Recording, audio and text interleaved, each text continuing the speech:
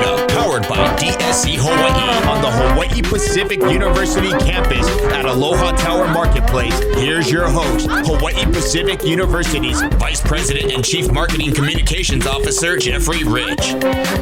Aloha, Sharks Nation. We are back for another installment of Sharks Weekly. As we do every Thursday morning, we are live here at the HPU Esports Arena, powered by DSC Hawaii.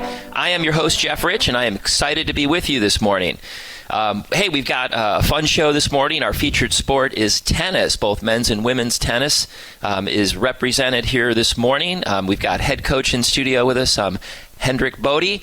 He's back with us. He's been on the show before, along with student athletes Abigail Wild and Jakub Beran. Hey, but before we get into tennis and all things tennis and talk a bit about the season, let's say hello to our in-studio producer, Mr. Paul Breck. Paul, you had to hold down the fort last week with HPU's acro team. How did it go? I did. It was excellent. A beautiful trio of lovely young women who joined me and learned all about the sport of acro and tumbling. They've already gone through 2 of their meets so far. They now are on the road for, I think, 3 more meets before they return home for 2 more to end out the season. So they'll be back in March if anybody wants to go out and take in some Sharks acro and tumbling. I recommend it because they're a real fun team and they're a real nice group of gals. So deserve the support. And then obviously upcoming today, there's the senior night and senior day for HPU men's and women's basketball. So a lot of HPU stuff on the docket here at HSRN. A lot of stuff going on. It was an exciting show, and I'm thankful you were able to step in and take the lead on it. Well, hey, but today is all about tennis, men's and women's tennis. We're going to talk about how the season's going, upcoming nationals, not too far off. But so let's introduce our 3 in-studio guests. First, let me say hello to our returning champion, heading into, what were you trying to figure out? Was it your 14th season, Hendrik? Counting. Something around there, right? But Hendrik Bode is back, and you're not just the men's coach this year, but you're interim on the women's team as well. So you, my friend, have your hands full. I should also call out you are a proud HPU alum, so you've got HPU blue running in your veins, it seems. Well, welcome to the show. Thanks for having us. Let me start. Just talk a little bit about your history here at HPU. You have an amazing winning percentage, like 775, something around there, maybe last calculated. 5-time Pac West Coach of the Year, or maybe it's 6 or 7 by now, since my stats may be a year out of date.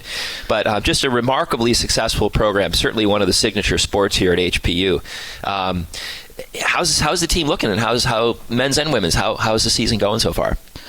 I think both teams are looking great. With mostly returners on the men's side, we have a few new faces, but overall, just our returners from last year's this. And we've had a great season last year. I thought we ended up in the run of 16, lost against the eventual runner-up, but in a very competitive match. And I thought we just got better throughout the year. And most of the guys that we have returning, gained a lot from that experience. So with a few new additions, I think we're going to have a really good year. But it's always one step at a time. And on the women's side, I think it's a very new, outside of Abigail and Lynn, it's almost all new faces, but it's looking really good. It's a really good team. I think Abby in particular has done a great job of creating a really good team culture, and everyone seems to be enjoying themselves now. So we're just looking forward to a really good start and see where the season goes. Nice. Is it a younger team or just new players to HPU? Transfers? It's a bit of a wild mix, I would say.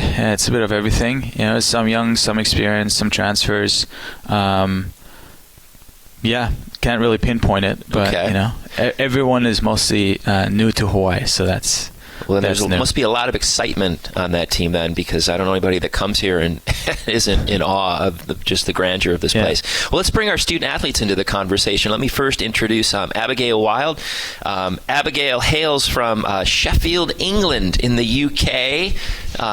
You are a senior this year. And you came to us from Tyler Junior College in Texas, and you are a business administration major. Welcome, Abigail. Thank you so much for having me, and thank you, Hendrik, for the kind words there. That's really sweet. And I'd just like to shout out Sheffield. Great place, beautiful city. What's it known for?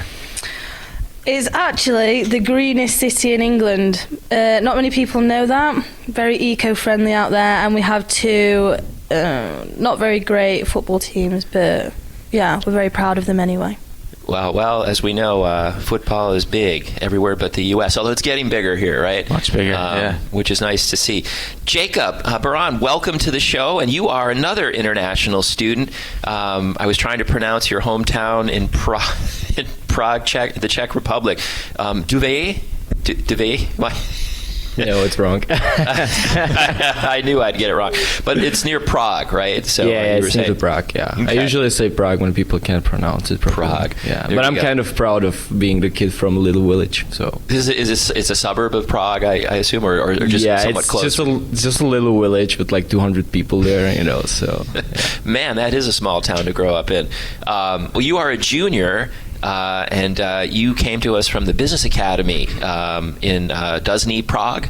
Yeah, that's correct. So that's quite a journey, and you are a business administration major.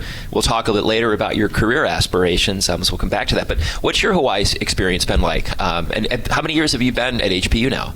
It's been 3 years. 3 years, okay. It's been a great experience so far. Played a lot of nice experiences on the court and also off the court. Enjoying the beaches, enjoying the weather here, because in my home country it gets cold over the winter. So just enjoying. Was that a big driver to get out of the cold and get to someplace warm in terms of your college choice? Yeah. Definitely. Yeah, it's nice. You don't realize how nice it is to be in beautiful weather every day until you are, and then you wonder why you spent all that time in cold places. Is it cold where you come from, Abigail? It's pretty cold and pretty rainy as well. Yeah, it's not pleasant, but it's beautiful out here. Yeah. Well, Hendrik, so you've had a lot of success recruiting and bringing in amazing student athletes. How do you do that? How do you find talent out there and bring them to the? No, I mean a lot of it, is one, you have to do your research. That's one, but over the years you build a lot of connections. You have a lot of word of mouth. Like people like Abby and Jakub, if they do have a good experience here, it's likely they'll tell your friends, and that's kind of how you build pipelines in multiple different places that you can draw from. Do you guys find that a lot of your friends back home are interested in about HPU and what it's like to live in Hawaii? Is that sort of a novelty when you talk with folks back home, because it's such a remote place? Careful what you say now. No, definitely. It's like, obviously, like social media plays a big factor in everything, and I'm not really a big social media person, but like people have reached out to me online being like, oh my gosh, like wow, it looks incredible out there, how is it? Obviously I only have great things to say about the place, so I think this Hawaii kind of markets itself really, and HPU, with the success it's had, just reaches out to so many people, and I always speak highly of it and say what a great time I've had. I've achieved a lot out here. I've grown as a person, and I've had so many incredible experiences that a lot of people want to join in on that, and I think that's amazing. What about you, Jacob? If you get a lot of questions and inquiries from folks back home, what it's like to be here? I get a lot of texts from the guys from Czech, that they are interested coming here, and how is it to be here? We actually have a new guy from Czech Republic. It's a good friend of mine, and he just contacted me like, like I want to go to Hawaii. It's Nice. I just saw, he texted me like, bro, I just saw the pictures and it looks incredible. So Yeah, it's like Abby said. I mean, this place markets itself, which makes my job easier in terms of really building presence for the school. You guys called out a couple of things that I think are interesting. Neither of you are gamers. We were talking about gaming before, and I think that's it seems an anomaly for folks from your generation. And we didn't ask. Abby, you said you're not that into social. Are you into social, Jacob, or is that really not your thing either?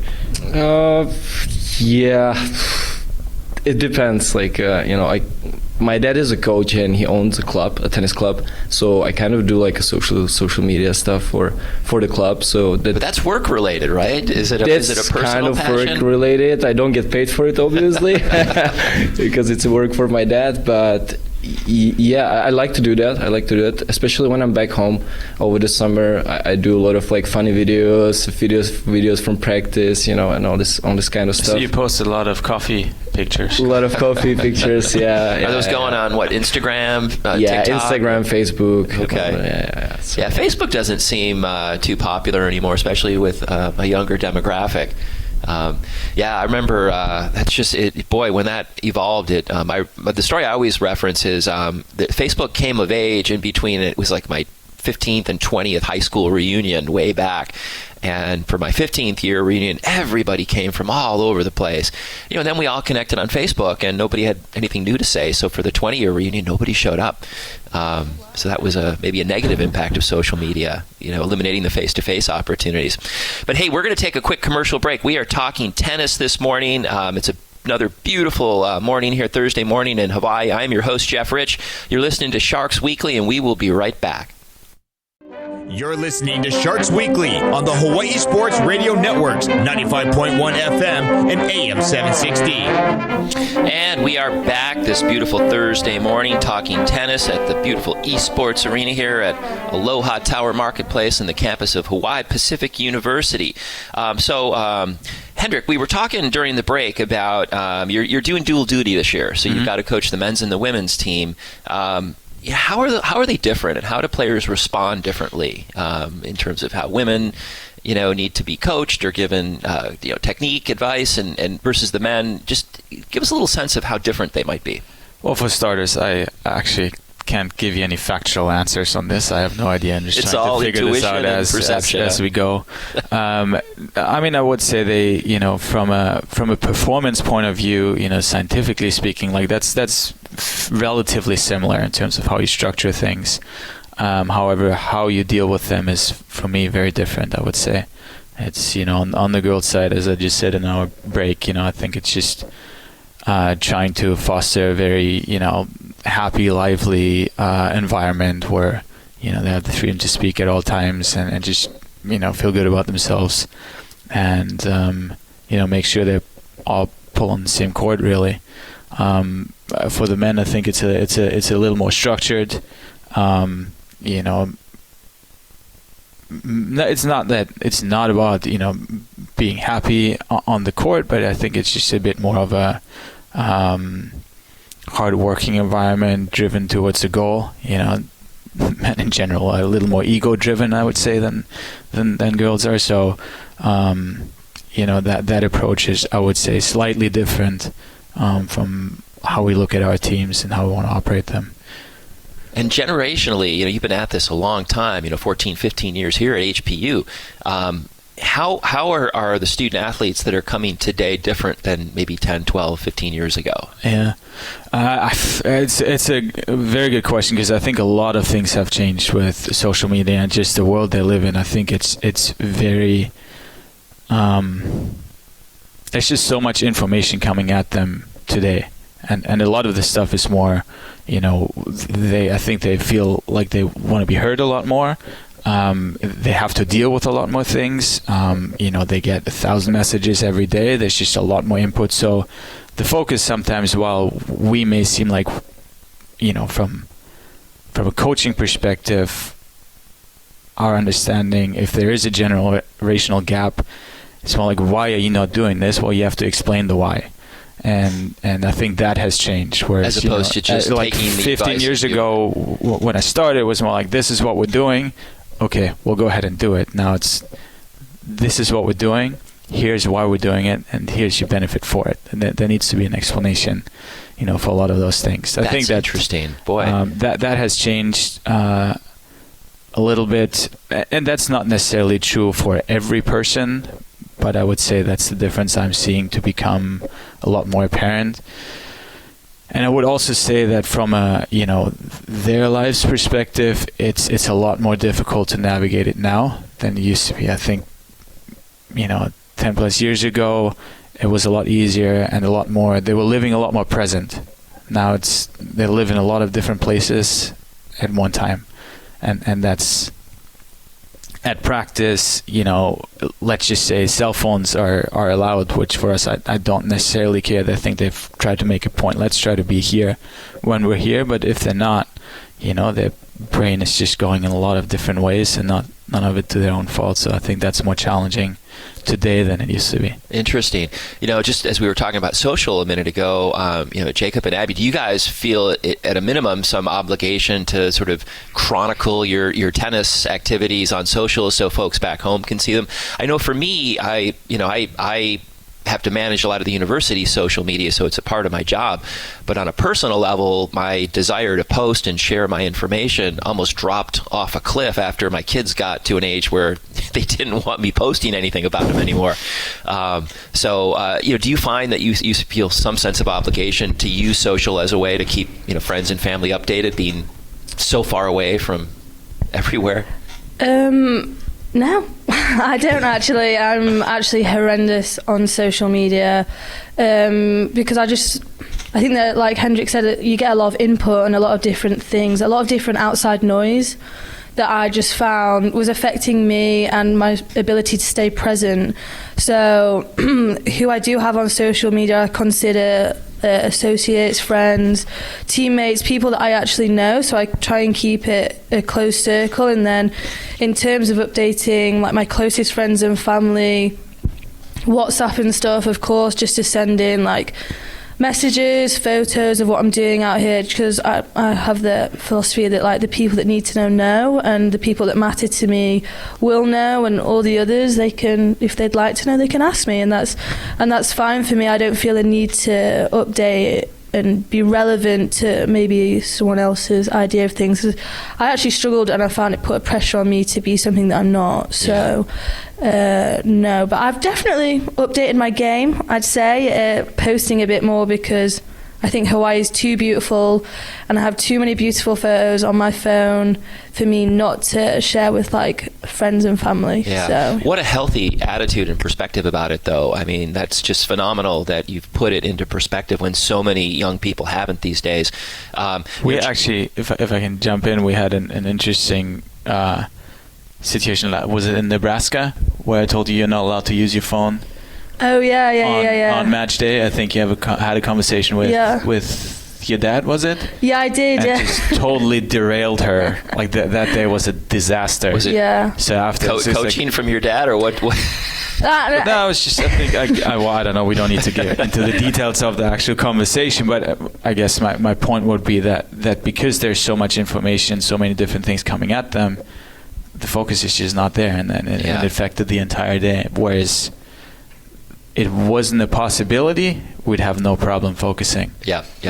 Well, Jakub, I get the sense that you're of a similar mindset. I take you as a show me, don't tell me kind of guy. And I know that because one of your favorite quotes is, well done is better than well said, which I like.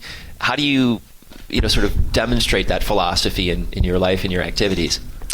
I would say this is a quote that I've started using here, especially because of the matches and the competition, because there's a lot of guys that are very humble, and they do whatever it takes to beat you, to distract you, to annoy you on the court. And the best thing you can do is to win the match and shake his hand and say thank you in the end. So that's why I say, well done, better than well said. So. Give me an example of something that an opponent has done that that you just maybe laughed at, as opposed to getting a little rattled by. There was a match we played against Beran. It was 2 years ago. It was the first time when I actually started using this quote. And the guy he was just trying his best to distract me, to annoy me, to make it as hard as possible for me. And in the end, I just won the last point and came to the net and shake his hand and said, okay, thank you very much, and he was not happy about it. It was actually better than, screaming or, whatever, just like, thank you very much. Was he more upset with not winning the match, or the fact that his, whatever he was doing to try and set you off didn't work? He was upset about losing the match, and he was frustrated because of the way I acted after winning the match. Yeah. That had to be super satisfying for you. Exactly. That's what makes me feel happy after the match. There you go. Now another healthy attitude. Kill him with kindness. Exactly. Solid testament to outstanding coaching and giving, life's experience to help guide folks and solidify views that I think you guys already have. So that's fantastic. Let's talk. I want to go back to tennis though for a minute and ask, so maybe Abby, for you, what's the strength of your game? What do you consider your strengths and weaknesses on the court? For sure, my slice backhand. Absolutely. Yeah. Is that a one-handed or a two-handed backhand? That's a one-handed one. My two-handed is could do with some work, I could say, but my one-handed one it's not bad. I think it's different for the women's game. Everyone's pretty big hitters. Especially for women, the rallies are a lot shorter because everyone just hits really big. So me and Hendrik and my previous coach as well, we've just built a lot of work on utilising my strengths. I'm aware of my weaknesses, but I'm also aware that they're not that much of a major problem, and I have a lot of belief put into me by Hendrik and the girls.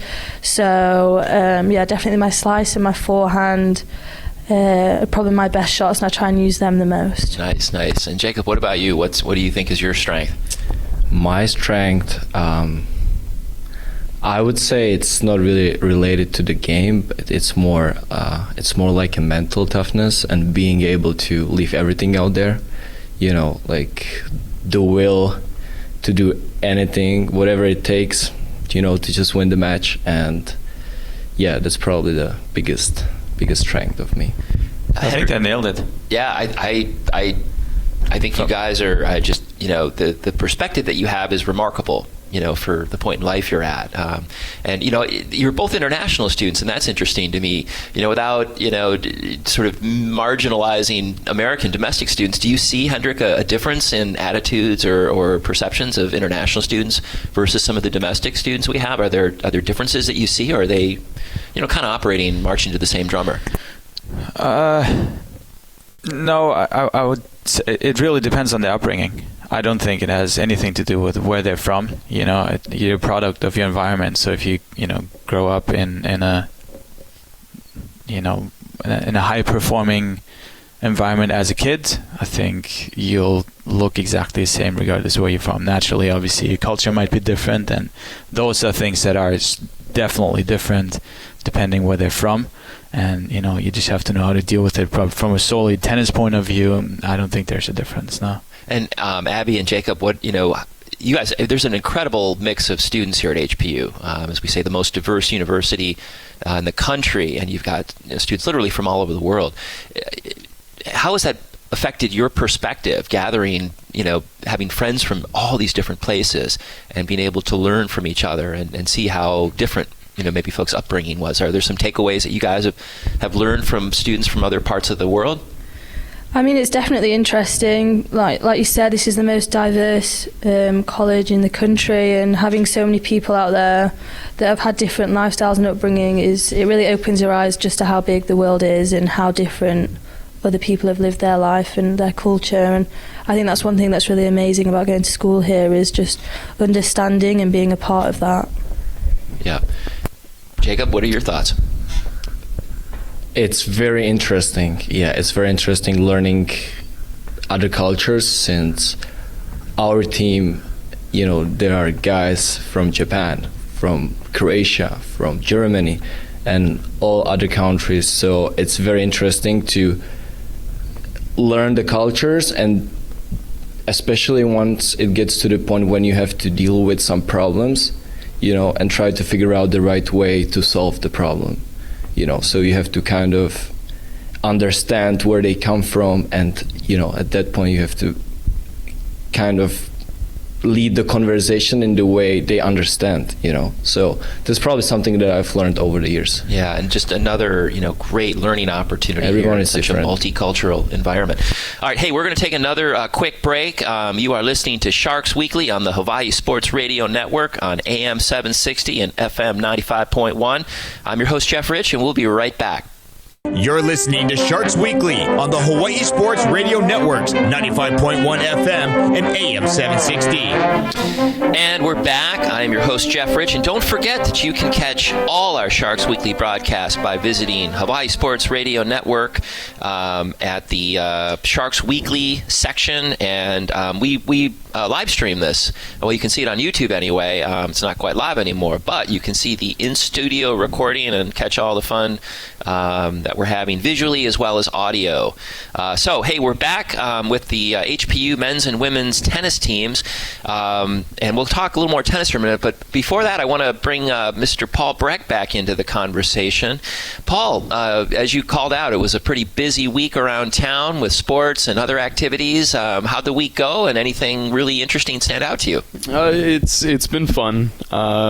It's honestly a lot of UH sports this past weekend because HPU obviously was on the road for a couple of weeks, I believe, for basketball. It's been cool covering baseball. Softball got rained out this past weekend. We do have that broadcast coming back on up this upcoming weekend on HSRN. We'll have HPU softball at Chaminade on Sunday, and then this upcoming Saturday, HPU baseball as well against Azusa Pacific. Tonight, we have men's and women's basketball. I've mentioned it a few times. It's senior night, so a lot of HPU stuff going on. It's been fun, and it's going to continue being fun going forward. Yes, it will. And for all our listeners, get out to the Shark Tank and support the teams, especially on seniors night, and send those players off with a warm thank you for all their efforts for the university. But hey, let's get back to tennis. So we were talking about strengths and weaknesses in games.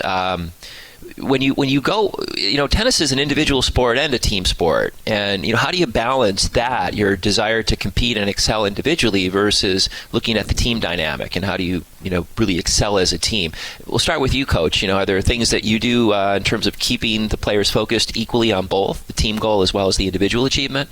I think the individual drive for them comes naturally because that's what they've grown up as tennis players. You think about yourself. You want to perform for yourself.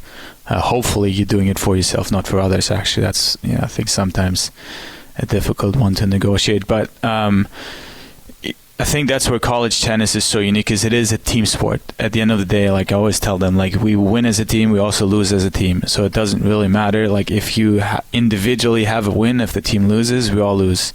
If sometimes you may lose and the team wins, you still win. So that's a very unique thing for tennis players, I'd say. From my experience, I would say the better team, if all things are even, always wins. And I think that's something we try to make very clear in how we run this program. Like you have to come together as a group and as a team, and you are basically playing for the person next to you. We are playing 3 doubles matches. They all go at the same time. Then we play 6 singles matches. They all go at the same time. Everyone's competing at the same time, but you have someone next to you, and that's usually the person you're playing for. Whoever's closest to you, like do it for them and do it for everyone around you. Yeah. And if they really, understand that and buy into that, I think that makes the either celebration or disappointment afterwards more memorable. Now, is every player required to play doubles as well as singles, or is that selective in terms of who gets put on a team in terms of doubles? No, that's we picked that. Okay. Yeah, coaches picked that, and a lot of it is based on what is the best fit. It's really just a lot of times it's what provides the best team chemistry, in particular for doubles, in terms of singles, what are the best matchups, sometimes who fits in certain positions, and what's the best team we could put out there to get a win at the end of the day. Yep. Now, so in terms of picking the doubles teams, are you determining, or do you have sometimes players come and say, hey, we'd like to play together because they have synergy, or how does that work in terms of fielding the best team and finding the best matches to play in doubles? What do you guys think?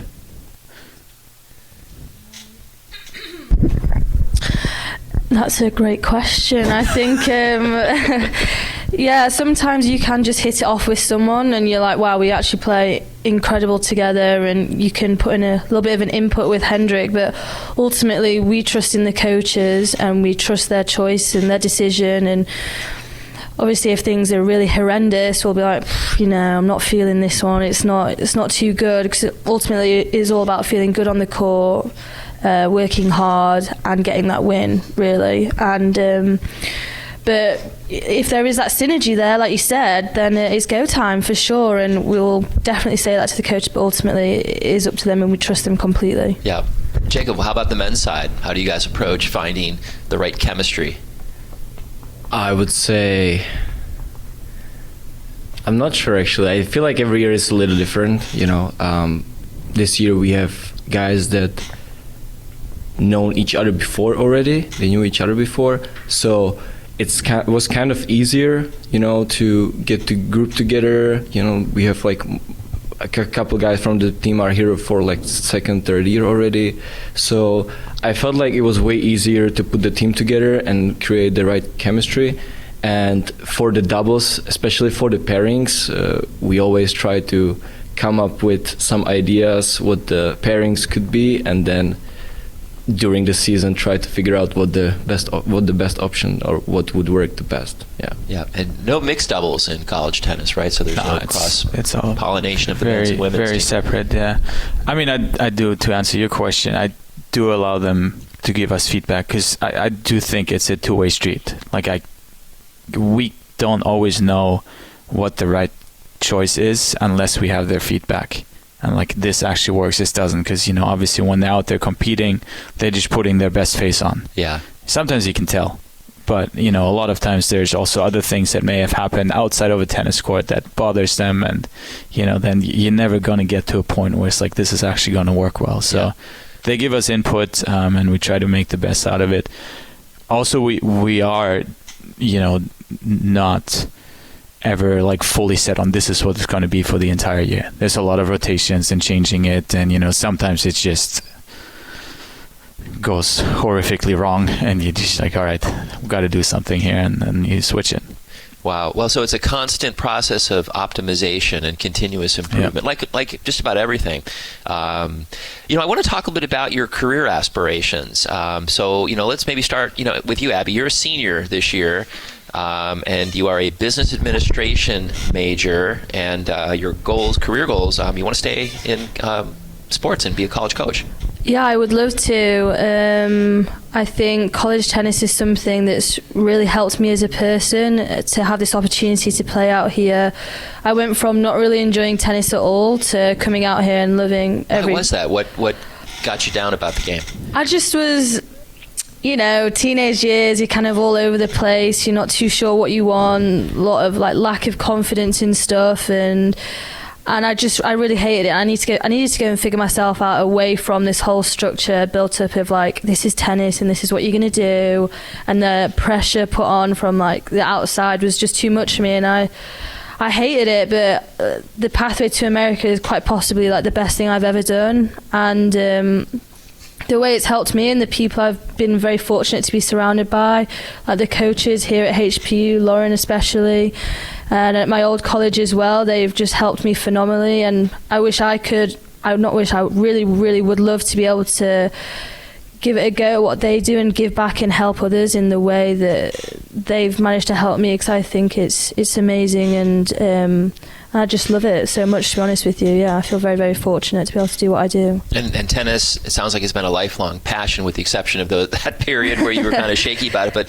you called out, one of your first experiences and best memories is playing in the mornings before school with your dad. Was he a big tennis player and a big inspiration for you? Yeah, completely. He's still a massive inspiration for me. He's the reason why I got into it, really. He'd kind of grown up playing it, and then I saw my older sister play, and I'd always been quite active when I was younger, and he would take me out every day after school, the mornings before school, just to play. I mean, admittedly, it was a lot.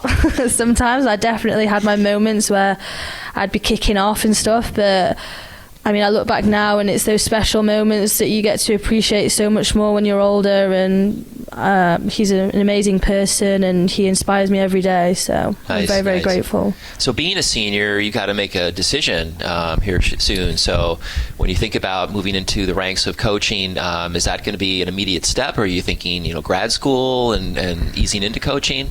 I think I'd love to work for a year in America and learn some more about coaching and kind of figure that out. There's definitely areas I can improve on, and just to open my eyes up a bit more. It's a big world out there, like I've said. And after that, I'd love to go to grad school, be a graduate assistant and get my master's and just learn overall for college tennis. So I'm super excited to get started with that. Very nice.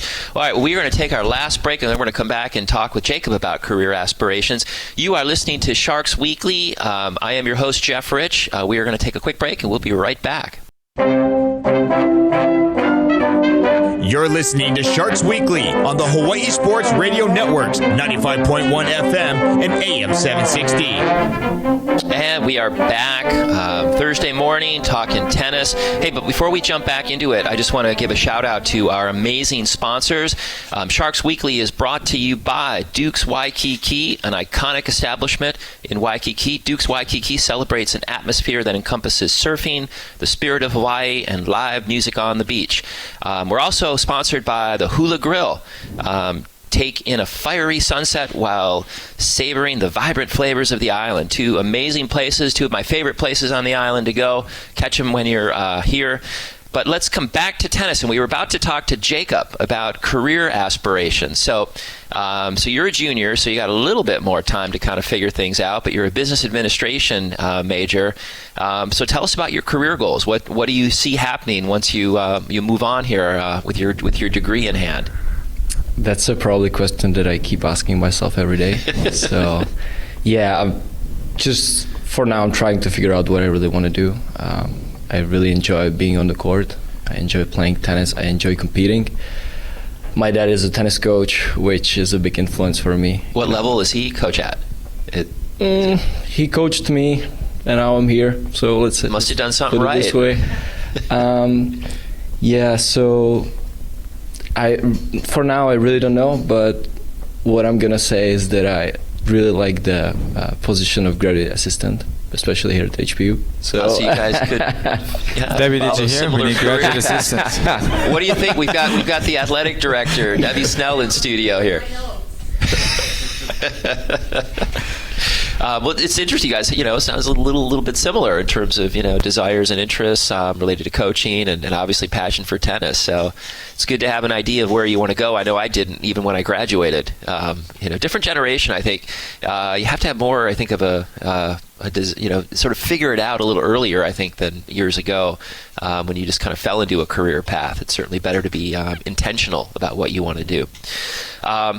So let's come back, and I want to talk a bit about the season here and kind of how things are progressing. So, Hendrik, so you have just a really hellacious schedule coming up with a lot of home matches. You got conference championships coming up. Give us a little taste of what we have to look forward to in the coming weeks. We can start on the women's side. We have a lot of home matches this season. We're actually playing tomorrow against Cal State Fullerton. Saturday we play Long Beach State. So a lot of D1 matches there. On Monday we'll play UH Hilo. Tuesday LSU Alexandria, who's visiting, and on Wednesday we play Dominican. Both Monday and Wednesday are conference matches for us, and then we go on the road for Abby, help me, 8 matches. Yeah, all conference matches. Is that a non-stop road trip, or are you back? We're going to LA. We're going to play Azusa Academy of Art, Point Loma, and Biola. Am I missing anyone? No, that's it. Wow. And then from there, we're flying to Dallas to play a couple top 15 programs. And then we're coming back here. And on the men's side, it's actually looking very similar. Unfortunately, we don't have the home matches. We had 2 home matches last weekend against Hilo, who's got a really good team this year. Got 2 wins there, which is awesome. But once we hit the road with the men, we actually play 9 matches in 12 days. So same thing. We're in California and then Texas after that. Then we're here. The girls have a few more matches. And then we go to the Big Island for a weekend trip, and then we're taking another trip to Georgia to play a couple top 10 programs, and then from there to the conference championships. This is 3rd week of April in Surprise, Arizona. The goal is really to be ready for April and May. Yeah. It's always been our ambition, and I'm feeling really good about the schedule. I think, as you can see, it's very heavy from now on. They're almost going to play every single day, so knock on wood, we'll all stay healthy and then have a good path going forward. But it's exciting stuff coming up. Nice. When you do the California road trip, you just stay out there and just play, so you're not coming back and forth. No, that's got to be tough with your academic responsibilities. How do you, Abby and Jakub, how do you guys stay ahead of that if you're not in class as often as you maybe feel like you need to be? Well, I think we definitely try to keep ahead of things and try and stay on top of things as much as possible. But when you're on the road, there is whatever spare time we have is dedicated definitely to doing schoolwork. But I think the girls on our side anyway, they're pretty smart, they're pretty switched on, and they're very high achievers, so they do a great job of keeping on top of things. So yeah. Nice. It's got to be a challenge. Jakub, how do you balance the athletic responsibilities with the academic responsibilities? I think it's very important to just stay in contact with all the professors, just do your things, talk to them, talk about the things you have to do when you're not here, and then usually everything works out, Yeah. It's got to be a little easier today, especially having come through the pandemic and the adoption of online learning and, asynchronous courses that let you study without having to be in the classroom. That's got to take a little bit of the pressure off student athletes that aren't always able to be physically present in the classroom. Yeah, I think we've been incredibly fortunate with our faculty here in terms of what they provide in support and accommodation for us. All of our teams travel all the time, and, I think in that sense, shout out to them. They've always been supportive of our athletes. I think given our overall athletic program GPA, I think it goes to show that we are able to handle all of it. I think for tennis in particular, they're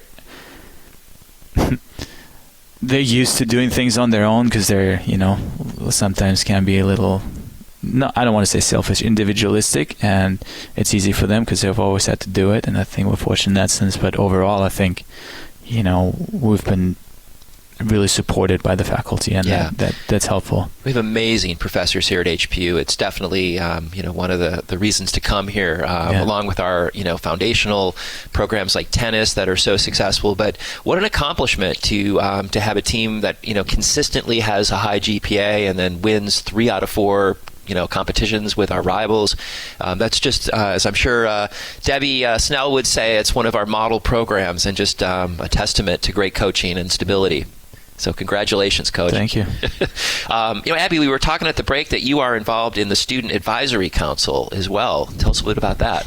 Yeah, so I'm part of the, I think it's the Student Athlete Council, the ITA, which is the Intercollegiate Tennis Association, so the backbone of college tennis. It's a new council that's just been formed this past year, and it's amazing. Yeah, it's really incredible, and I wanted to be involved in college tennis, and to be a part of something where you provide an input to collegiate tennis on such a grand scale is incredible, and to hear the different initiatives coming forward to progress the sport, to make sure the students are in liaison with the backbone of collegiate tennis, and to know that your voice is heard it's incredible. It's probably one of my proudest achievements, I have to say, and I love every second of it. Yeah. What's one of the initiatives that they're involved in that you think will have a big impact? As of right now, there's a mental health aspect that's really, really heavily focused on. So we're partnering with an app called Zama, which is going to be provided to every single team out there, where they will provide mental health resources and services available to student athletes. 'Cause it's just not talked about enough. So to be able to have that is incredible. It's a great issue to address. Wow. Well, we are coming to the end of another show. I want to thank my in-studio guests, HPU men's and women's tennis, the coach of both the men's and women's team, Hendrik Bode, and Jakub Beran, and Abigail Wild. You guys are just amazing, and just a level of togetherness that I haven't seen all the time. So congratulations, and I wish you the best of luck as you guys continue to rock it out on the tennis court and continue to have HPU tennis be one of the dominant sports here on the island. So thanks very much. Have a great weekend. You're very welcome. And we'll see you next week on Sharks Weekly. You've been listening to the Hawaii Sports Radio Network's special presentation of Sharks Weekly in conjunction with